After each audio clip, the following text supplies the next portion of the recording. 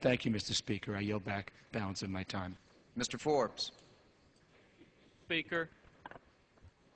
Mr. Speaker, on April 6th of this year, the President of the United States traveled halfway around the globe and in the nation of Turkey essentially proclaimed that the United States was not a Judeo-Christian nation.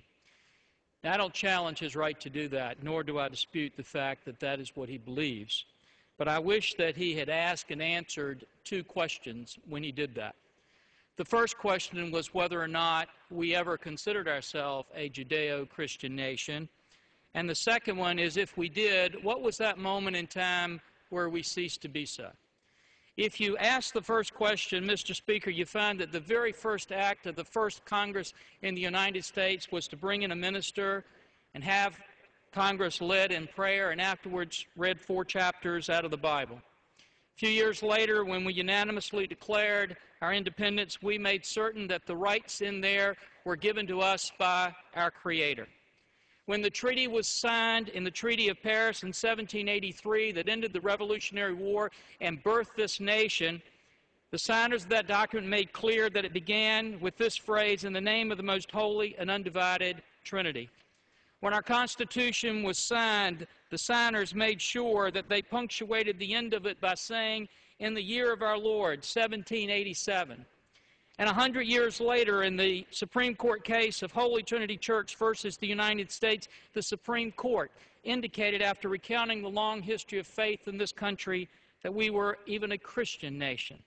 President George Washington, John Adams, Thomas Jefferson, Andrew Jackson, Abraham Lincoln, William McKinley, Teddy Roosevelt, Woodrow Wilson, Herbert Hoover, Franklin Roosevelt, Harry Truman, Dwight Eisenhower, John Kennedy, Ronald Reagan all disagreed with the President's comments and indicated how the Bible and Judeo-Christian principles were so important in this nation. And Franklin Roosevelt even led this nation in a 6-minute prayer before the invasion of perhaps the greatest battle in history, in the invasion of Normandy, and asked for God's protection. And after that war, when Congress came together and said, where are we going to put our trust? It wasn't in our weapon systems or our economy or our great decisions here, but it was in God we trust, which is emboldened directly behind you.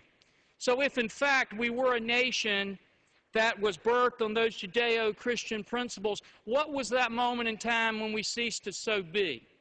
It wasn't when a small group of people succeeded in taking prayer out of our schools, or when they tried to cover up the word referencing God on the Washington Monument, or they tried to stop our veterans from having flag-folding ceremonies at their funerals on voluntary basis because they mentioned God, or even when they tried in the new visitor center to change that national motto and to refuse to put "In God We Trust" in there. No, Mr. Speaker, it wasn't any of those times, because they can rip that word off of all of our buildings, and still those Judeo-Christian principles are so interwoven in a tapestry of freedom and liberty that to begin to unravel one is to unravel the other. And that's why we have filed the Spiritual Heritage Resolution to help reaffirm that great history of faith that we have in this nation, and to say to those individuals who have yielded to the temptation of concluding that we are no longer a Judeo-Christian nation to come back and look at those great principles that birthed this nation and sustain us today, because we believe if they do, they will conclude, as President Eisenhower did and later Gerald Ford repeated, that without God there could be no American form of government, nor an American way of life.